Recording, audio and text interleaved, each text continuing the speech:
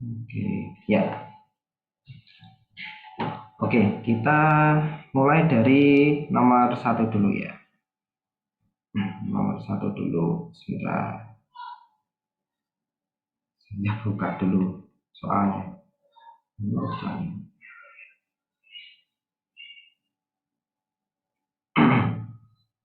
Oke, nomor 1 ini lumayan gampang ya. Jadi nomor 1 itu adalah tentang himpunan ya. Jadi di sini ada apa namanya? Ada 2 himpunan ya. Jadi kita selesaikan dulu satu-satu ya. Di sini himpunan A sama dengan ada persamaan 2x kuadrat plus 4x min 6 kurang lebih dari ya. Lebih dari 0 ya. Dan B sama dengan x plus 5 per x min 3 kurang dari 0 ya. Nah, jadi yang A kita tentukan himpunan penyelesaian dari A ya. Untuk menentukan himpunan penyelesaian dari A ya, langkah pertama masih ingat ya, kita ubah tanda pertidaksamaannya menjadi sama dengan dulu. Jadi 2x kuadrat plus 4x min 6 sama dengan 0 ya. Kemudian ini kita faktorkan ya. Nah, sebelum kita faktorkan, kita bisa sederhanakan terlebih dahulu kalau mungkin disederhanakan ya. Jadi ini bisa disederhanakan dulu nih sebenarnya nih ya. Kalau kita bagi 2 ya, kan kita ngincer yang x kuadratnya ini biar di depannya cuma x aja ya kan. Jadi kita bagi 2, nanti hasilnya jadi x kuadrat plus 2x min 3 sama dengan 0. Ini bisa ya, atau boleh kalau nggak disederhanakan dulu, nggak apa-apa, nanti sama aja hasilnya ya. Nah, saya memilih sederhanakan dulu ya. Kalau udah disederhanakan seperti ini, kita tinggal faktorkan ya. Kita tinggal faktorkan. Di sini ada x, di sini ada x. Kemudian ada di sini ada min 3 ya. Jadi kita cari 2 angka yang apabila dijumlahkan itu hasilnya adalah 2 ya. Di sini ada 1 dan 3 ya kan. Karena 3 dikurangi 1 hasilnya 2 ya. Nah, di sini ada 1, ada 3. Nah, di sini kita lihat ya, karena yang di tengah adalah positif ya kan. Berarti yang paling gede angkanya juga positif ya. Yang paling gede di sini adalah yang 3. Jadi di sini plus ya. Nah, kemudian karena di sini min dibagi plus, berarti di sini adalah min ya. Jadi faktorisasinya adalah x min 1 dengan x plus 3.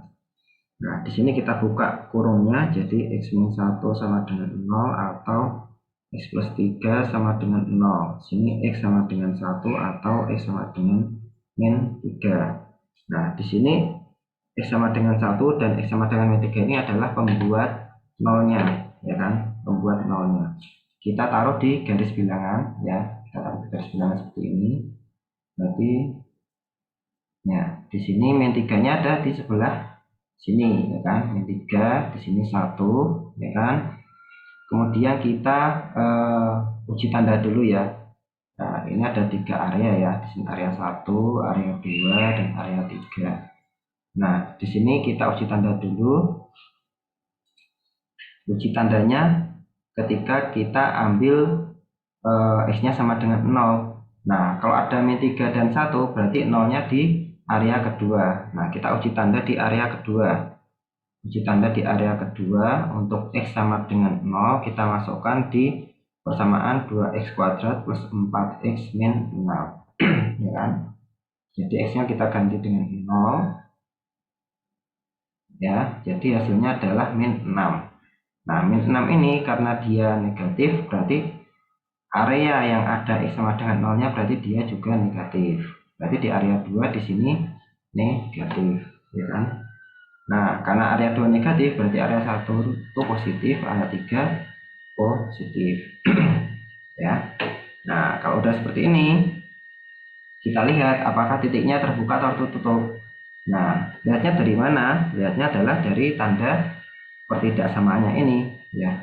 Di sini kalau ada sama dengan berarti ya ini kan lebih dari sama dengan nih, ya kan soal lebih dari sama dengan berarti di sini titiknya adalah tertutup ya. Ini artinya titiknya tertutup. Kemudian kita lihat soalnya lagi, karena dia lebih besar berarti kita ambil area yang positif ya. Masih ingat ya, kalau lebih besar itu positif, kalau lebih kecil berarti negatif ya. Berarti di sini yang positif adalah area 1 dan area 3 ya di sini. Nah, jadi yang A adalah hasilnya, himpunan penyelesaiannya adalah X kurang dari sama dengan min 3 ya, karena kalau ke kiri itu kurang dari, atau X lebih dari sama dengan 1. Gini ya. Ini gini aja deh. AB sama dengan X yang demikian rupa sehingga X kurang dari sama dengan 3 atau X lebih besar sama dengan 1 ya. Ini ya, ini nomor 1 hasilnya seperti ini yang A. Bentar, saya cari dulu.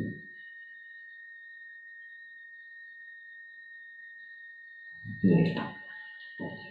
Yang A sudah jelas ya, yang A.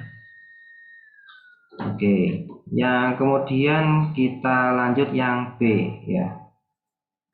Yang B kita lanjut, ini saya hapus saja ya, biar cepat. Oke, yang B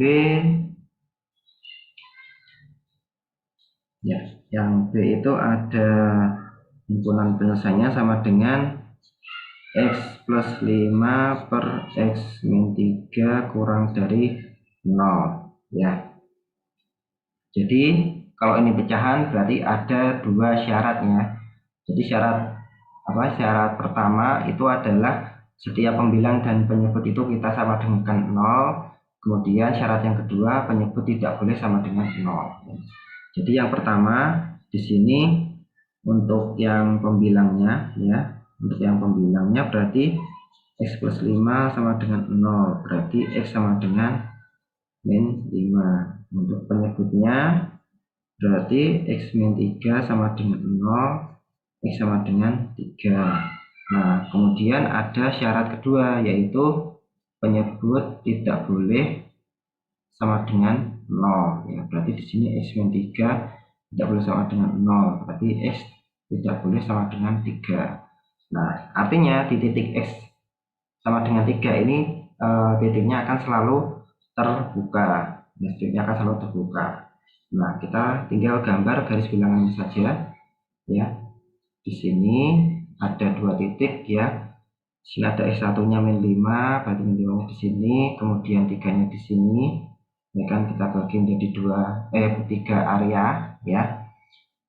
Kemudian kita uji tanda nolnya, berarti nolnya di sini kan ya, karena dia di antara 5 dan 3. Nah, uji tanda untuk X sama dengan 0 berarti X plus 5 per X min 3 sama dengan 0 plus 5 per 0 min 3. Berarti 5 per min 3 sama dengan 5 per 3. Nah, min 5 per 3 kan hasilnya negatif ya kan, berarti di area yang ada nolnya hasilnya juga negatif seperti ini ya. Nah, berarti di sini positif, di sini juga positif ya. Nah, kemudian titiknya terbuka atau tertutup. Nah, untuk yang nomor 3 yang X sama dengan 3 berarti di sini selalu terbuka ya, selalu terbuka ya. Nah, untuk yang 5, nah dia kita lihat di sini karena tandanya hanya kurang dari, berarti di sini juga terbuka. Nah, tidak ada sama dengannya ya, karena dia tidak ada sama dengannya berarti di sini terbuka. Kemudian kita lihat lagi tandanya, karena dia tandanya kurang dari berarti kita ambil yang minus ya, berarti yang di sini, yang minus di sini ya. Berarti himpunan penyelesaiannya adalah X sedemikian rupa sehingga min 5 kurang dari X kurang dari 3 ya. Jadi X di antara min 5 dan 3 ya. Ini jawaban yang B. Jadi yang B itu X di antara min 5 dan 3. Oke. Nah, kemudian yang C, ya. Yang C ini adalah jika C sama dengan A irisan B. Jika C sama dengan A irisan B, maka tentukan himpunan bagian dari C, ya. Nah, untuk menentukan himpunan bagian dari C, berarti kita harus mencari dulu anggota dari C dulu, ya kan? Nah, tadi kita sudah dapatkan bahwa A itu adalah himpunan penyelesaiannya X kurang dari sama dengan min 3 atau X lebih dari sama dengan 1. Nah, ini kalau kita jabarkan, ya, kalau kita jabarkan, kan di apa namanya, di garis bilangannya kan seperti ini, ya kan? Ini min 3, ini 1, ya kan? Nah, ini di sini. Nah, kalau di garis bilangannya kan kayak gini. X kurang dari min 3 atau X lebih dari 1, ya kan? Lebih dari sama dengan 1. Nah, berarti di sini himpunan penyelesaiannya adalah min 3, min 4, min 5 sampai tak terhingga sama 1, 2, 3 sampai tak terhingga. Nah, di sini kalau kita tulis berarti di sini kita bisa tulis min 3, ya kan? Di sini min 4, min 5 sampai tak terhingga, ya kan? Tak terhingga itu maksudnya sampai nggak ada batasnya gitu kan. Sampai min 5, min 6, min 7, min 100, min 200 dan seterusnya, ya kan? Atau di sini X lebih besar dari min 1. Nah, lebih besar dari min 1 berarti satunya juga ikut kehitung. Jadi di sini 1, 2, 3 dan seterusnya, ya kan? Sampai nggak terhingga. Ini untuk yang A. Kemudian yang B, tadi himpunan penyelesaiannya adalah min 5 kurang dari X kurang dari 3. Nah, ini kalau kita tarik di garis bilangan, ya, kalau kita gambar di garis bilangannya, nah di sini, nah ini kira-kira min 5-nya di sini nih, min 5, kemudian di sini 3, ya, di sini 3, ya kan?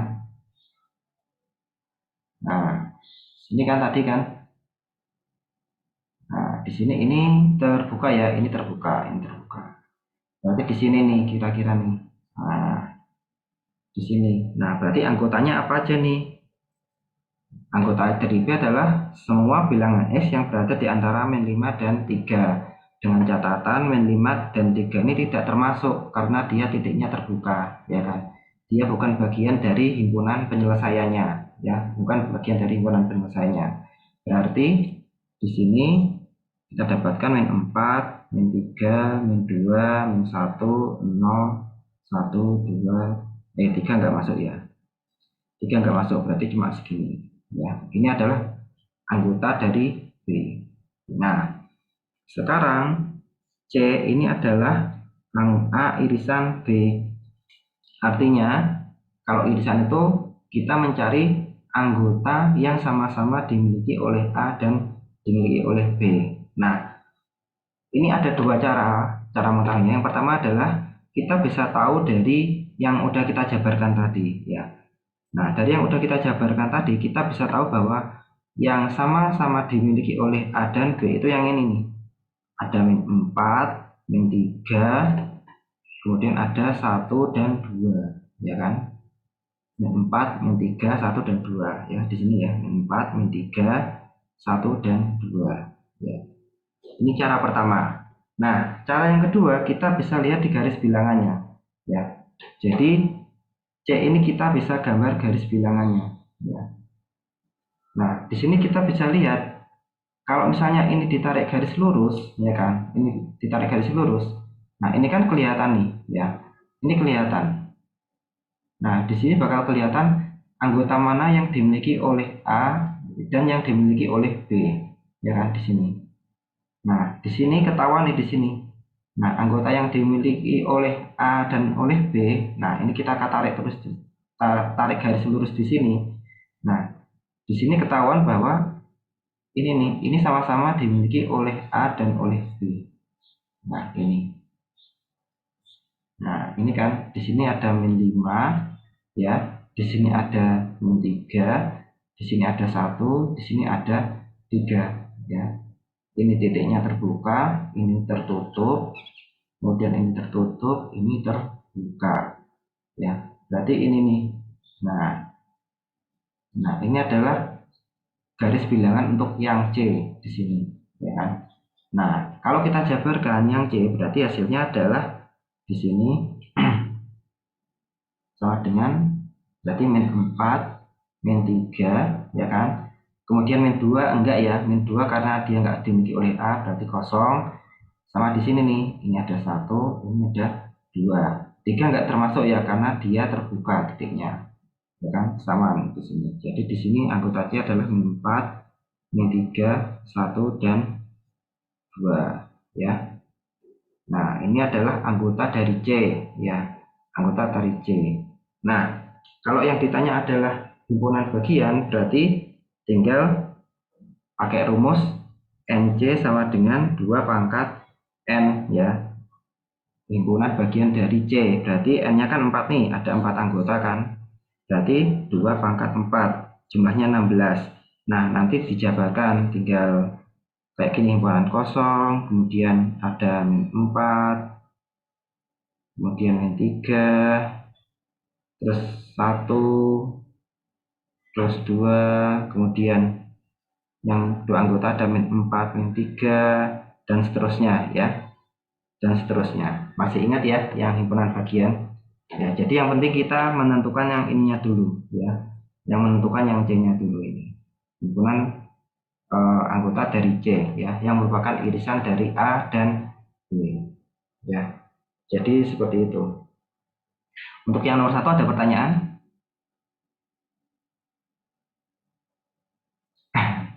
Ya, ada yang baru masuk ya, nggak apa-apa. Oke, sudah jelas yang nomor 1 ya. Jadi diingat-ingat lagi ya caranya ya untuk menentukan himpunan penyelesaiannya, kemudian ditafsirkan ya, jadi dijabarkan anggotanya ya. Jadi misalnya kayak tadi A itu X kurang dari sama dengan min 3 atau X lebih besar dari sama dengan 1. Jadi dijabarkan nih yang kurang dari sama dengan min 3 berarti min 3, min 4, min 5 dan seterusnya. Nah, kemudian yang lebih besar dari 1 ya 1, 2, 3 dan seterusnya ya. Seperti itu. Kemudian yang B juga. Nah, yang C tinggal dicari anggota dari A dan B yang memiliki anggota yang sama. Ya, di sini ada min 4, min 3, ada 1, ada 2. Nah, di sini. Nah, jadi C itu adalah min 4, min 3, 1 dan 2. Nah, kalau ditarik garis bilangan kayak gini. Ya. Garis bilangan kayak gini. Min 5 sampai min 3 itu ada bilangan 4,99. Oh ya, itu Mas Rono adalah bilangan yang kita hitung adalah yang bilangan cacah aja ya biasanya ya. Ini sebenarnya dihitung ya, cuma biasanya nanti akan ada di soal ini yang lengkap itu dengan S adalah anggota bilangan real atau bilangan apa gitu kan, bilangan asli. Nah, untuk kasus yang kayak gini biasanya yang dicari adalah yang bilangan realnya aja ya, bilangan aslinya saja ya kan. Jadi yang koma-komanya ini nggak usah dihitung ya, cukup yang bilangan yang yang asli aja ya. Bilangan yang asli itu kayak min 5, min 4, min 3, 1, 2 itu bilangan asli ya. Yang negatif positif. Kalau real itu ya yang bilangan 4, sekian, 3, sekian itu bilangan real, itu sebenarnya juga termasuk, cuma biasanya kalau kayak gini itu di soal adalah dia bilangan asli ya, yang didengar bilangan asli. Oke, seperti itu Mas Rino ya. Jadi yang dimasukkan adalah bilangan yang asli ya di sini ya. Nah, seperti ini. 4, min 3, 1 dan 2. Oke, ya. Silakan kalau ada yang ditanyakan lagi.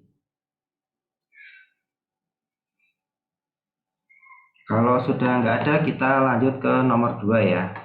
Jadi nomor 2 adalah Soalnya seperti ini, Nina membeli suku seharga investasi seharga 1.500.000. Nah, di sini konsepnya adalah konsep bunga majemuk ya.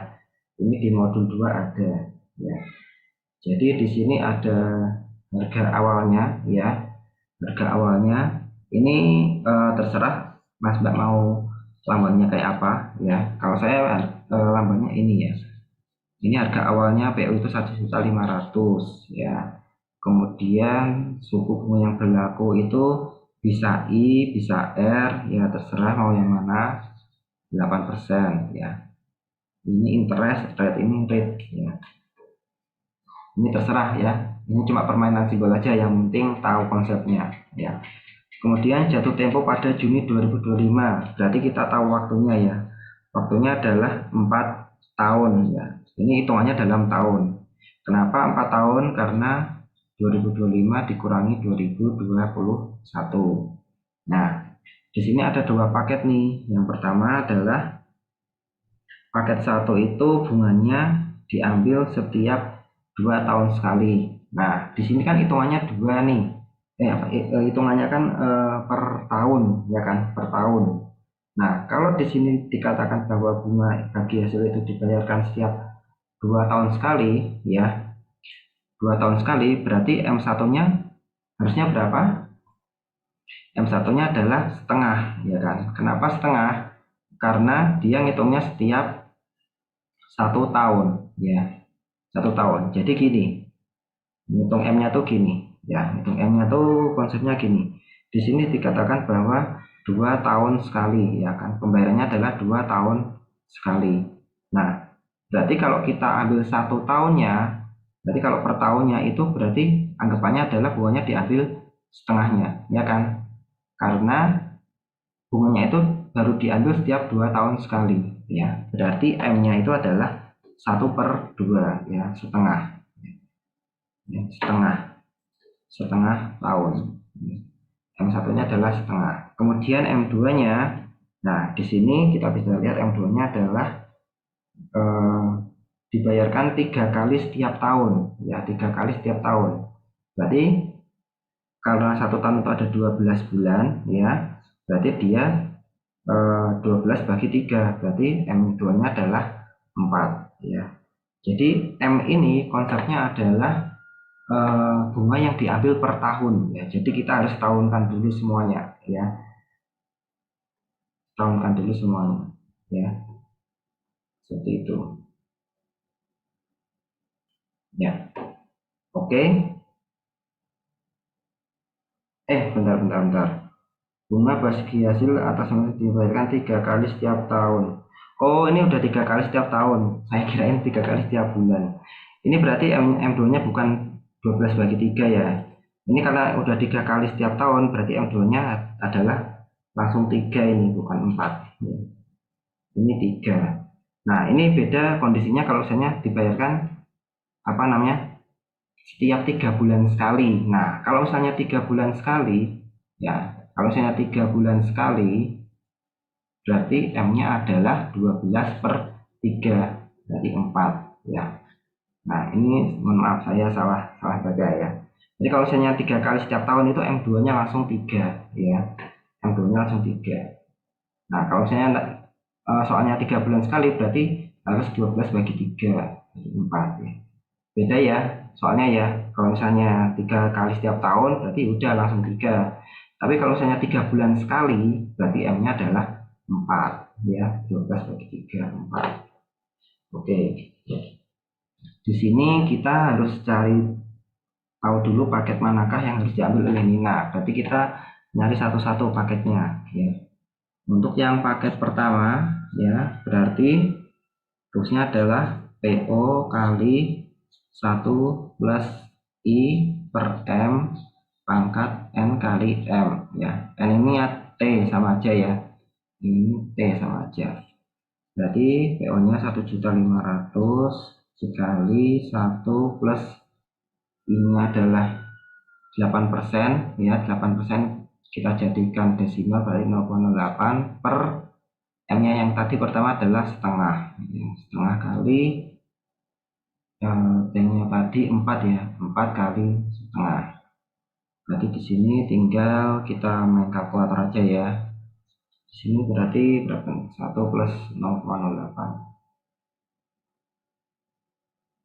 Jadi 0,08 dibagi setengah, ya kan? 0,08 bagi setengah tambah 1. Jadi ini 1,16, ya kan? Pangkat 4 kali setengah berarti 2. Jadi 1.500.000 dikalikan 1,16 pangkat 2. 1,3456. Jadi tinggal dikali aja nih. Nah, yang pertama hasilnya adalah 2.018.400 ya. Untuk yang paket pertama berarti pengembaliannya adalah sekitar 2.018.000 ya, 2.018.000. Nah, sekarang kita yang paket kedua. Nah, kalau paket kedua berarti ini M-nya yang berubah, ya kan? Ini tinggal M-nya yang berubah. Untuk yang paket kedua berarti paket kedua M-nya adalah berapa tadi M-nya ya? 3 ya. Ini 3, berarti ini 3. Ya. Ini berarti pangkat 12, ya kan? Terus 0,08 dibagi 3 tambah 1, berarti ini 1,027 ya, 026 sekian ya. Jadi di sini 1,027 pangkat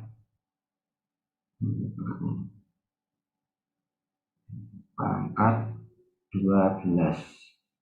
Jadi 1,367 sekian ya, 1,3767. Ya, kita tinggal kali aja nih, 1.500.000 kali 1,3767 ya. 1,3767. Jadi 2.065.050 ya. Ini mungkin bisa berbeda ya, karena komanya juga ambilnya berbeda ya. Tapi yang intinya adalah hasil akhirnya ya. Jadi yang pertama tadi ini P2-nya ya. P2-nya adalah 2 juta, terus yang P1-nya adalah 2.018.400 ya. 400 ya. Nah, dari sini berarti sudah jelas ya. Dari sini yang harus diambil oleh Nina adalah yang paket kedua ya, karena dia lebih menguntungkan ya. Karena dia lebih menguntungkan ya. Jadi alasannya kenapa kok harus memilih paket 2, karena hasilnya lebih menguntungkan, yaitu 2.065.000 dibandingkan paket pertama yang 2.018.000 ya. Ini yang nomor 2 ya. Sampai sini ada yang tanyakan. Nah, ini Mbak Laila, kenapa yang paket satunya setengah bukan 2 ya? Tadi sudah jelaskan ya Mbak Laila ya. Karena yang nomor 1 tadi itu adalah bunganya diambil setiap 2 tahun sekali ya. Bunganya diambil setiap 2 tahun sekali. Nah, intinya adalah dia itu kalau 2 tahun, M-nya itu baru diambil setiap 2 tahun sekali ya. Nah, berarti kalau 1 tahunnya itu kan berarti M-nya bunganya diambil setengah ya kan. Intinya seperti itu Mbak Laila ya. Di sini ini kuncinya nih. Nah, bunganya baru bisa diambil setiap 2 tahun sekali. Berarti kalau 1 tahun ya tinggal dibagi 2 ya, 1 dibagi 2 itu sama dengan setengah gitu. Nah, kalau misalnya ini bunganya diambil 4 tahun sekali, berarti 1 tahunnya dia ambilnya seperempat, ya kan, seperempat atau 0,25 dan seterusnya. Jadi M ini adalah hitungannya per tahun, ya, per tahun, ya. Hitungannya adalah per tahun, makanya kita setahunkan dulu semuanya, ya. Kalau 0,08 bagi 3 hasilnya 0,026, ya, 0, bagi 3. Ya, itu berarti nanti tinggal apa namanya? Ini kan ya, ini kan hasilnya kan 0,02666 gini kan ya. Nah, ini tinggal dibulatkan aja dulu, Mbak. Jadi saya tadi bulatkannya sampai sini nih. Jadi 0,027. Ya kan? Di sini. Ini kan 6666 semuanya. Nah, kalau pembulatannya itu lebih dari 4 angkanya ya. Misalnya ini 666, ya ini kan 6 tuh lebih dari 4, berarti kan dibulatkan 1 ke atas ya, jadi 0,027. Atau kalau mau dibulatkan lagi jadi 0,03, itu juga bisa ya. Tapi yang paling mendekati itu adalah 0,027 atau 0,0267. Nah, ini nanti hasilnya lebih akurat nih ya. Hasilnya di sini lebih akurat. Tapi nggak apa-apa sih, yang penting di sini tuh apa namanya, tahu paket mana yang harus diambil ya, karena nanti kalau misalnya ini selisih cuma berapa gitu, hasilnya nggak jauh-jauh beda dari sini ya, 2.060.000 sekian, paling yang beda itu cuma di sini doang paling ya, di sini beda itu nggak apa-apa, nggak masalah ya. Gitu Mbak Nisa. Oh iya, ya 2 tahun sekali berarti M-nya kan setengah ya kan. Nah, beda kalau misalnya bunganya diambil apa, 1 tahun 2 kali ya, diambil 2 kali setahun ya, berarti M-nya adalah 2 ya. M-nya 2 itu kalau di bunganya diambil 2 kali setahun ya kan. Nah, kalau bunganya diambil 2 tahun sekali, berarti M-nya adalah setengah ya, seperti itu. Nah, soal-soal TH itu kayak gitu biasanya. Jadi kadang-kadang menjebak ya, kadang-kadang menjebak. Secara konsep sebenarnya kita udah benar, tapi kebanyakan adalah jebakannya di sini ya. Jebakannya biasanya di sini. Ya. Kalau ngitung saya kira semuanya pakai kalkulator lah, udah percaya kalkulator aja lah ya, intinya gitu. Sama pembulatannya ini tergantung kita juga ya. Ini kalaupun tadi Mbak Anissa mau pilih 0,02 ya, 0,03 itu misalnya, ya nanti hasilnya nggak apa-apa nih, ini yang penting pangkat 12 ya yang ini ya. Nah, ini yang penting pangkatnya jangan sampai salah yang ini ya. Ini kalau cuma masalah pembulatan saya kira tidak terlalu masalah ya. Nah, yang penting di sini hasilnya harus benar nih. Yang diambil itu adalah yang paket 2 ya, karena dia lebih menguntungkan daripada paket yang pertama. Secara logika juga kalau kita ngambil bunganya lebih banyak, itu kan keuntungan kita juga lebih banyak gitu kan. Di sini kan diambil P1 kan bunganya baru diambil 2 tahun sekali. Nah, yang paket 2 itu bunganya 1 tahun itu diambil 3 kali. Kan lebih banyak yang P2 daripada P1 kan. Sebenarnya secara logika seperti itu. Ya. Sampai di sini ada yang ditanyakan?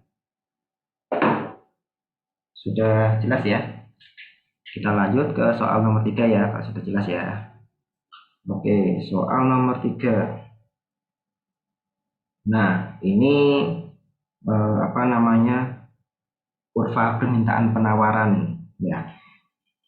Jadi diketahui di sini nomor 3 ya. Ini langsung aja, harganya adalah harga itu P ya. P1 itu sebesar 60. Nah, pada harga P1 jumlah permintaan tercatat sebanyak 20 unit, berarti VD1 sama dengan 20 unit dan penawarannya sama dengan 50 unit. Nah, kemudian ketika harga barang itu turun, berarti P2 menjadi 40 unit, maka jumlah permintaan menjadi VD2 permintaan menjadi 30 unit dan jumlah penawaran menjadi 25 unit. 25 unit. Melihat kondisi tersebut, pemerintah mengusulkan subsidi sebesar 5 per unit, ya, 5 per unit. Oke, jadi yang pertama kita menentukan fungsi permintaan dan penawaran dulu, ya kan? Ya, gampang ya. Jadi di sini ada V min V1 per V2 min V1 sama dengan salah. Bentar. Ini saya pertegas dulu ya. Jadi ini di sini kita mencari yang permintaan dulu ya, permintaan dulu. Nah, berarti di sini V min VD1 per VD2 min VD1 sama dengan P min P1 per P2 min P1.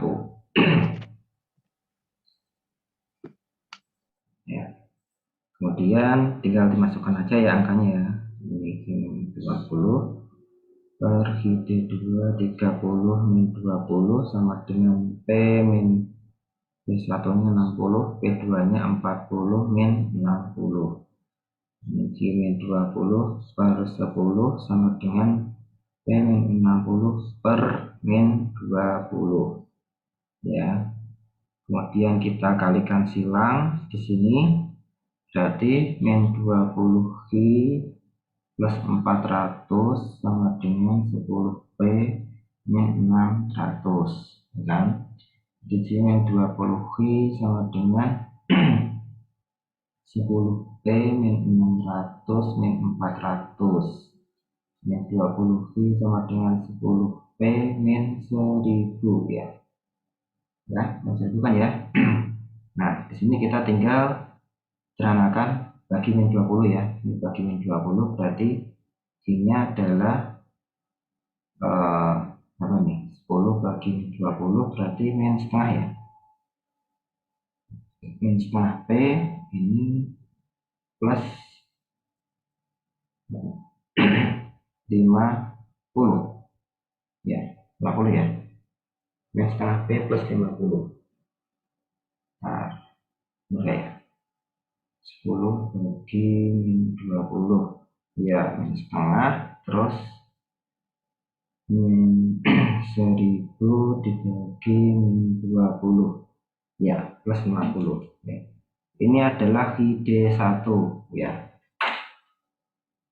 VD1 nya adalah min setengah P plus 50 ya. Ini adalah fungsi permintaan ya. Ini fungsi permintaan. Oke. Sekarang fungsi penawarannya ya. Fungsi penawarannya rumusnya juga hampir sama ya. Cuma kita tinggal ganti VD-nya dengan VS ya, karena dia penawaran ya. Jadi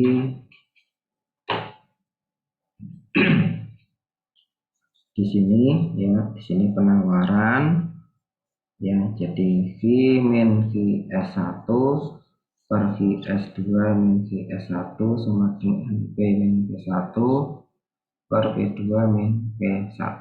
Jadi di sini V min 50 per 25 min 50 sama dengan P min 60 per 40 min 60. Jadi di sini V min 50 per min 25 sama dengan P min 60 per min 20. Kita kalikan silang, jadi min 20 V plus 1000 sama dengan min 25 P min 25 kali min 60 berarti plusnya adalah 1500 ya, 1500. Nah, di sini min 20 V sama dengan min 25 P. Udah nyanda. Nah, min 20 V sama dengan min 25 P plus 1500 min 1000 ya. Berarti min 20 V sama dengan min 25 P plus 500, berarti V-nya adalah min 25 bagi min 20. 1,25 P, kemudian 500 bagi min 20, min 25 ya. Ini adalah GS-nya ya. Ini adalah GS-nya 1,25 P min 25. Oke. Nah, di sini kita sudah tahu ya jawabannya. Yang A adalah tadi ide satunya min setengah P plus 50 dan GS-nya adalah 1,25 P min 25 ya. Nah, sekarang yang B. Yang B ini kita mencarikan jumlah dan harga barang setelah diberikan subsidi oleh pemerintah. Nah, sebelum kita mencari setelah subsidi, kita harus mencari dulu keseimbangan sebelum subsidi. Karena apa? Nanti kita akan menggunakan yang keseimbangan sebelum subsidi untuk mencari porsi subsidi yang dinikmati oleh konsumen dan produsen. Jadi kita harus cari dulu keseimbangan sebelum subsidi ya, keseimbangan sebelum adanya subsidi. Berarti VD1 sama dengan VS1. Ya, di sini berarti VD1-nya adalah min setengah P plus 50 sama dengan VS1-nya adalah 1,25 P min 25 ya. Di sini kita tinggal kurangi aja ya, sama dengan min 25 min 50. Di sini min 1,75 P sama dengan min 75. Berarti P-nya adalah tinggal dibagi aja, berarti 75 dibagi 1,75. Berarti P awalnya adalah 42,85 ya, 86. 42,86. Nah, ini kita bisa bulatkan jadi 43 ya, karena di atas ya. Kita bisa bulatkan di atas 42,86 jadi 43. Ini boleh dibulatkan, boleh enggak ya. Boleh bulatkan, boleh enggak, terserah mau yang mana. Nah, kemudian nyari H-nya, berarti ini saya bulatkan 43 ya. Saya bulatkan 43, berarti H-nya adalah kita masukkan salah satu P-nya ya. Nah, misalkan saya masukkan P-nya yang 0,5, berarti 0,5 kali P plus 50 ya, sama dengan 0,5 kali 43, berarti min 21,5 ditambah 50, berarti si awalnya adalah 28,5 atau dibulatkan jadi 29 ya, 29. Jadi di sini diketahui keseimbangan awal adalah 43 dengan harga harganya 43 dengan jumlah barang 29 ya. Ini adalah keseimbangan awalnya ya, 29 dan 43. Oke, sekarang kita mencari setelah subsidi ya. Setelah subsidi berarti kalau ada subsidi sebesar 5, ini enggak mempengaruhi di HID ya. Jadi HID 1 itu tetap ya. HID 2 itu tetap ya. HID 2 sama dengan HID 1. Yang mempengaruhi adalah yang di S-nya ya, di penawarannya. Berarti GS2-nya itu di sini 1,25 P ya kan? Ya, P. Nah, karena dia subsidi berarti ini ditambah dengan 5 ya. Ini tambah dengan 5. Ya, ingat ya, subsidi ya, subsidi tambah dengan 5. Kalau pajak itu nanti dikurangi ya. Kalau subsidi tambah, kalau pajak dikurangi ya. 1,25 P plus 5 terus dikurangi 25 ya di sini. Berarti 1,25 P ditambah 1,25 kali 5 itu jadi 6,25 dikurangi 25 ya, jadi sama dengan 1,25 P ditambah dikurangi ya, dikurangi. Jadi 25 dikurangi 6,25. Jadi hasilnya adalah 18,75 ya. Jadi ini adalah GS2-nya ya. GS2-nya setelah ada subsidi. Berarti kalau keseimbangan barunya jadi GD2 sama dengan GS2.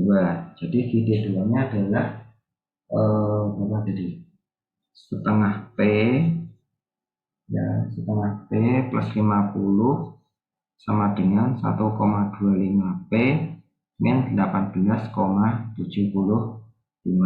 Nah, ini kita kurangi di sini ya, sama dengan min 18,75 min 50.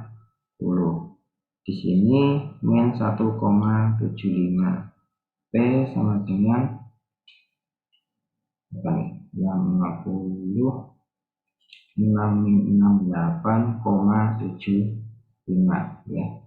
Berarti P-nya adalah 68,75 dibagi 1,75. P-nya jadi 39,28 ya.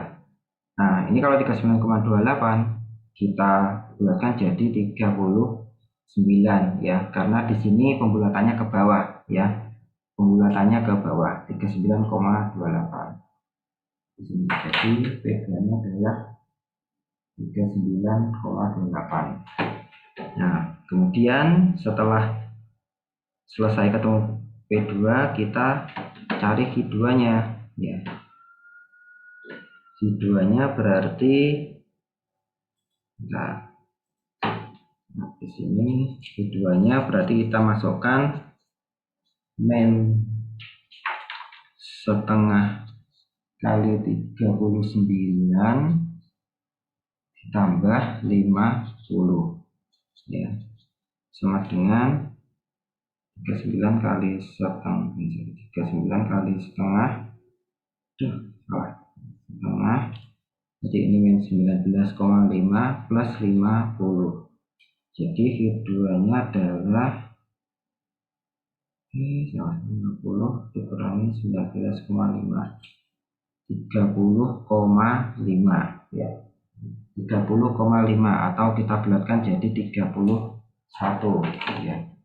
Jadi Q2-nya adalah 31 ya. Nah, jadi di sini kita bisa ketahui bahwa Q1-nya tadi titik keseimbangnya adalah 29, P1-nya 43, sedangkan GD2-nya adalah 31 dan P2-nya adalah 39. Nah, dari sini kita bisa lihat bahwa ternyata subsidi itu mempengaruhi harganya jadi turun ya, dari 43 ke 39 ya. Jadi harga barangnya jadi turun. Nah, karena harga barangnya turun, maka jumlah barang di pasaran itu bertambah ya. Ini karena efek dari subsidi ya. Kalau memberikan subsidi kan ada bantuannya ya kan. Jadi harga yang di pasar itu semula segini bisa turun jadi segini. Ini karena efek subsidi. Nah, kemudian ya ini jawaban yang B ya. Ya, harga dan jumlah barang keseimbangan yang ini ya. Jadi harganya jadi 39 dan jumlah barangnya adalah 31.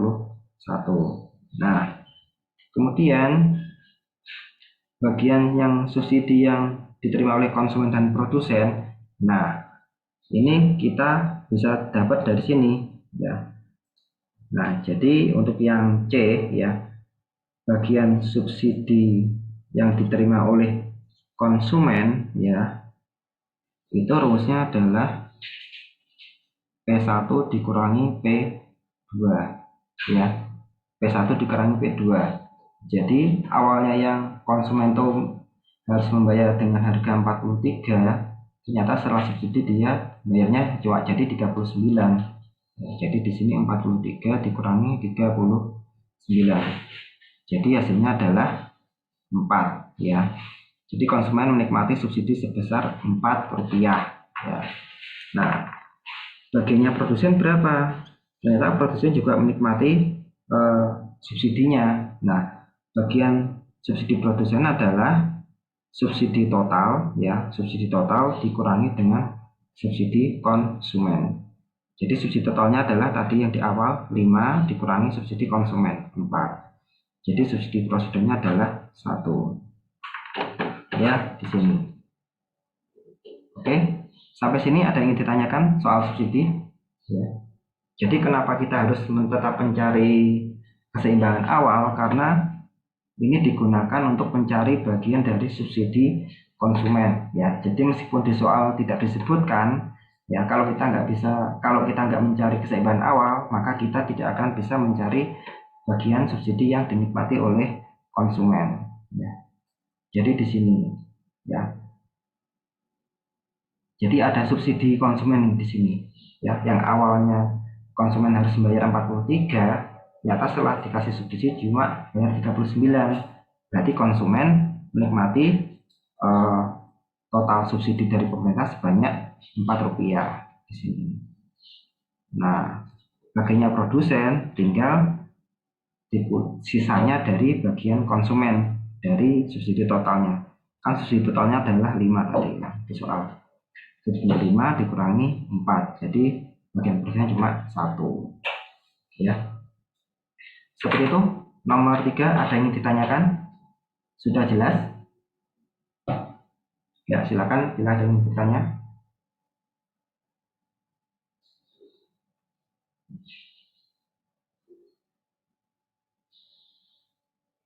Oke, kalau jelas ya. Paling Mas Mbak hati-hati aja di pada waktu perkaliannya itu ya. Apalagi kalau angkanya nggak bagus itu kadang-kadang salah soal tuh. Nah, kayak Mas Adit itu dia salah ngitung itu. Ya, salah ngitung ya. Jadi niatnya mau menyederhanakan tapi nolnya kelebihan 1 ya. Jadi hasil akhirnya jadi salah ya. Jadi hati-hati pada waktu perhitungan ya. Ya, itu Mbak Mercy juga salah. Ya, Mas Adi juga salah tuh. Ya, tadi saya sempat lihat sekilas tuh hasilnya salah tuh. Karena pembagiannya salah ya. Pada waktu menyederhanakan persamaan itu salah. Jadi lebih teliti aja ya kalau misalnya ada soal-soal kayak gini. Kayak gini pasti keluar di THE ya.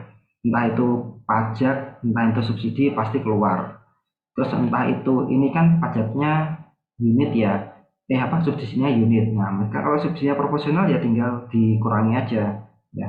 Misalkan subsidinya 1%, 10%. Nah, 10% berarti tinggal dikurangi tinggal ditambah 0,1 P atau 0,1 Q gitu. Ya. Intinya sebenarnya ini gampang konsepnya, cuma tinggal teliti aja ya. Dan meskipun di soal ini ya, saya tekankan, meskipun di soal tidak disuruh mencari keseimbangan awal, kita harus tetap mencari keseimbangan awalnya ya. Terutama yang P ini, Karena di sini kita akan mengetahui apakah konsumen itu berapa bagian subsidi atau pajak yang diterima atau ditanggung oleh konsumen. Jadi dari perbedaan P1 dan P2 ini adalah bagian subsidi atau pajak yang diterima oleh konsumen. Kalau misalnya nanti pajak, berarti P2-nya lebih besar dari P1 ya.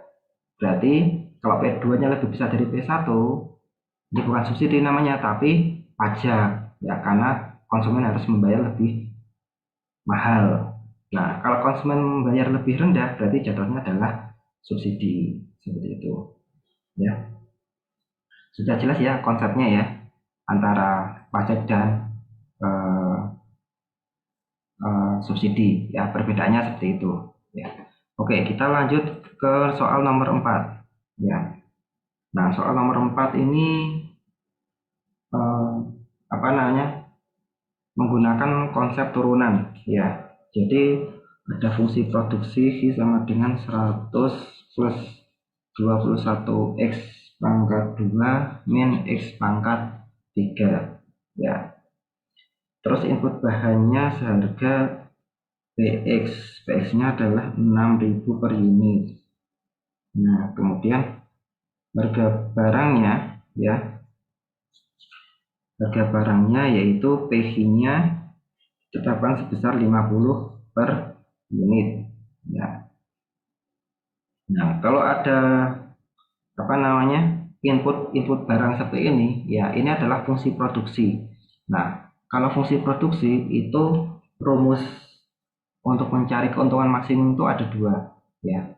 Syarat keuntungan maksimum itu ada dua. Jadi yang pertama ya, syarat yang pertama adalah marginal produksi ya, atau turunan pertama dari fungsi V ya. Turunan pertama dari fungsi V itu harus sama dengan PX per PV. Itu syarat pertama. Kemudian syarat kedua itu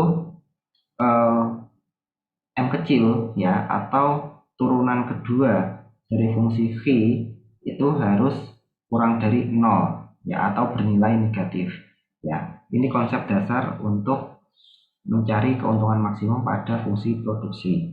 Nah, di sini kita bisa lihat langsung aplikasikan saja ya. Jadi di sini kita turunkan dulu fungsinya. Jadi V aksen kita turunkan dulu, jadi 100 ini habis ya, berarti kita turunkan jadi ini 42x, ini min 3x kuadrat ya. Ya, di aksennya jadi 42x ya kan, min 3x kuadrat di sini. Oke. Jadi yang pertama, kita mencari jumlah unit B yang harus diproduksi dulu ya. Jadi yang pertama kita mencari ini dulu ya. Nah, ini V aksen ya. V aksen atau MP ya, sama dengan PX per PV. Jadi V aksennya adalah 42x min 3x kuadrat sama dengan 6000 dibagi 50. Jadi 42x min 3x kuadrat sama dengan 12 ya. Bentar, 120 nih. 120 ya kan, 120 ya, 120. Nah, ini kita sederhanakan dulu. Jadi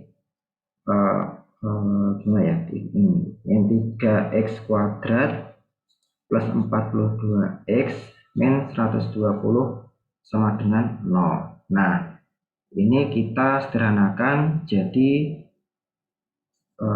ini kita pluskan dulu ya, yang di depan kita pluskan dulu, jadi 3x kuadrat min 42x plus 120 sama dengan 0. Nah, kita pluskan dulu ya yang 3x kuadratnya. Kemudian ini kita bagi 3 ya. Kita bagi 3 biar lebih gampang. Jadi di sini x kuadrat, di sini min 14x, di sini min plus 40 sama dengan 0. Ya. Kita bagi 3 biar lebih enak. Nah, di sini kita faktorkan. Jadi di sini x, di sini x. 40 kita cari dua angka yang apabila dijumlahkan hasilnya 14, itu berarti ada 4 dan 10 kan. Nah, di sini kita lihat karena di sini min yang gede berarti yang karena di tengah ini min berarti yang gede juga min. Sini plus bagi min hasilnya adalah plus sini ya kan. Sorry, plus bagi min hasilnya min. Sorry, sini salah. Mohon maaf, salah ya. Plus bagi min itu hasilnya min ya.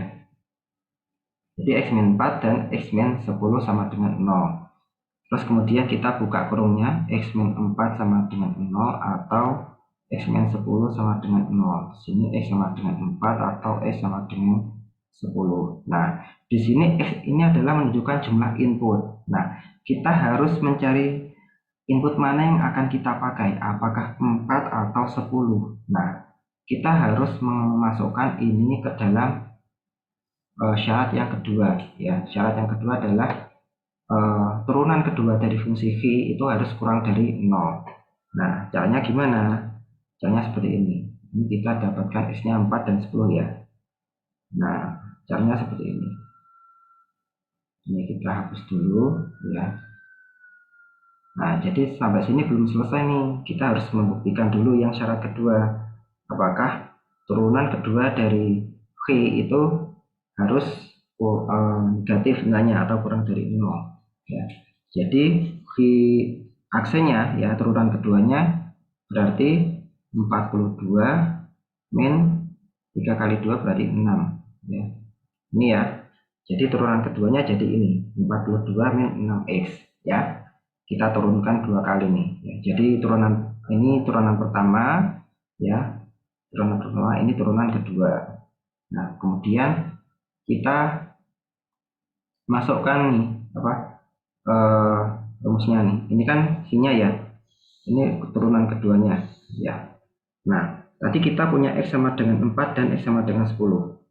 Nah, untuk X sama dengan 4 berarti V aksenya adalah 42 min 6 kali 4 ya, sama dengan 42 dikurangi 24, berarti ini 18 ya. 18 ini lebih dari 0, berarti dia tidak memenuhi ya, tidak memenuhi. Nah, kita cari yang memenuhi ya, kita harus cari yang memenuhi. Berarti yang X sama dengan 10 kita masukkan di sini. V aksennya sama dengan 42 min 6 kali 10 ya, di sini 42 min 50, di sini min 18. Nah, 18 kan berarti dia negatif kan, lebih dari kurang dari 0, berarti dia memenuhi. Nah, berarti kita pakai yang bentuknya adalah X sama dengan 10 ya. Kita pakai yang X sama dengan 10 karena dia ini memenuhi syarat yang kedua ya, yaitu yang kurang dari 0. Ingat ya, yang nilai maksimum itu kurang dari 0 X2 nya apa V aksennya ya. Nah, kita udah dapatkan X sama dengan 10. Nah, untuk bisa mencari apa namanya jumlah unit barang yang harus distribusi, berarti kita masukkan X sama dengan 10 ke persamaan awal ini tadi ya. Jadi V sama dengan 100 plus 21 X kuadrat min X pangkat 3, berarti 100 plus 21 kali 10 kuadrat dikurangi 10 pangkat 3. Jadi di sini 100 plus 2100 dikurangi 1000. Jadi hasilnya berapa nih? 2200 dikurangi 1000. 1200 ya. 1200. Ini enggak? 1200 kurangi 1200 ya. 1200 ya. Berarti V-nya adalah sama dengan 1200. Itu yang A. Jadi jumlah unit barang yang harus diproduksi adalah sebanyak 1200 unit ya, yang ini hasilnya. Sampai sini ada yang ditanyakan? Sudah jelas ya. Jadi kita harus mencari X-nya dulu ya, inputnya dulu, X-nya itu dicari ya. Kalau sudah dicari, berarti jumlah yang diproduksi itu tinggal masukkan X-nya ya. Yang masukkan X sama dengan 10 ke rumus awal yang tadi ya, sini. Jadi ketemunya adalah 1200 ya. Ini juga ada kok di modul kok ya, caranya sama persis di modul ya, 1200. Nah, kalau udah ketemu 1200 berarti produksi rata-ratanya tinggal dibagi aja nih ya. Jadi produksi rata-ratanya ya, yaitu AP ya, average production, itu tinggal V per X ya. Jadi 1200 per berapa? 10, 120 ya. Yang B cuma tinggal gini ya, tinggal V per X ya, 1200 dibagi 10, jadi hasilnya adalah 120 ya. Sampai di sini ada yang ingin ditanyakan? Sudah jelas? Ini yang B ya, ini ya, yang jadi satu ini di sini. Ini yang B. Oh, ini Mas Rahmat nih, ada di modul 9. Terima kasih Mas Rahmat ya, sudah dijelaskan di modul 9 ya. Oke ya, jadi kayaknya sama persis ya caranya di modul, cuma tinggal apa namanya dihitung aja ya. Pokoknya yang penting tahu dulu konsepnya, syaratnya, kalau keuntungan maksimum itu kayak gimana. Nah, kemudian baru diterapkan, ya. Oke, nomor 4 sepertinya tidak ada masalah. Oke, sekarang kita lanjut ke soal terakhir. Ya, soal terakhir itu nomor 5. Pada suatu pasar diketahui fungsi permintaannya adalah P sama dengan 20 min 2V. Gini aja. Nah, kemudian yang A, tentukan fungsi total penerimaannya. Nah, total penerimaan itu sama dengan total revenue, ya, TR, total revenue. Nah, di sini kalau dia disuruh mencari total penerimaan, ya, berarti rumusnya adalah P kali V, ya, total revenue itu P kali V. Jumlah pendapatan atau penerimaan itu adalah harga barang dikali jumlah barang yang dijual, ya kan, jadi P kali V. Nah, di sini karena yang diketahui adalah fungsinya, berarti ya tinggal masukkan aja fungsinya. P-nya kan 20 min 2V, ya kan. Di sini 20 min 2V kali V. Berarti 20V min 2V kuadrat. Udah selesai, ya. Yang A jawabannya ini doang nih. TR sama dengan 20V min 2V kuadrat. Ya, sampai sini doang nih yang A nih, ya kan? Karena yang ditanyakan adalah fungsi total penerimaannya, ya. Nah, sekarang yang B. Tentukan jumlah barang dan jumlah barang produsen ingin mencapai keuntungan maksimum. Nah, yang B, kalau ada kata-kata ingin mencapai keuntungan maksimum, berarti syarat mencari keuntungan maksimum itu adalah MR sama dengan 0, ya. Mencari keuntungan maksimum itu marginal revenue sama dengan 0, ya. Mencari keuntungan maksimum, ya, MR sama dengan 0. Nah, MR ini adalah turunan pertama dari fungsi TR, ya. Jadi MR itu adalah turunan pertama dari fungsi TR. Nah, kita harus cari tahu dulu fungsi TR-nya diturunkan dulu. Jadi fungsi TR-nya adalah 20, ini kan ya 20G min 2G. Nah, kita turunkan jadi 20 min 4G, ya kan? 20 min 4G kita turunkan. Jadi di sini 0 sama dengan 20 min 4G. Berarti di sini 4G sama dengan 20, G-nya ketemu sama dengan 5, ya. Jadi ini jumlah barang yang harus dijual, ya. Ya, jumlah barang yang harus dijual agar produsen mencapai keuntungan maksimum adalah 5 unit, ya, 5 unit. Nah, kemudian jumlah penerimaan yang didapat berarti total revenue-nya, ya kan. Nah, total revenue-nya ini tinggal memasukkan V sama dengan 5 ke fungsi TR, ya. TR-nya kan TR 20 min 20V min 2V kuadrat. Tinggal masukkan aja 20 kali 5 dikurangi 2 kali 5 kuadrat. Jadi 100 min 2 kali 25, ya. Ini 2 kali 25 berarti 100 min 50. Jadi penerimaan maksimum yang didapat adalah 50 rupiah, ya, seperti ini. Ya, jadi kuncinya di sini, ya. Untuk yang nomor 5 akhir itu kuncinya adalah di sini. Penerimaan maksimum itu adalah MR sama dengan 0, ya, atau turunan pertama dari fungsi TR itu harus sama dengan 0, ya. Seperti itu nomor 5, ya. Ada yang ditanyakan nomor 5, silakan.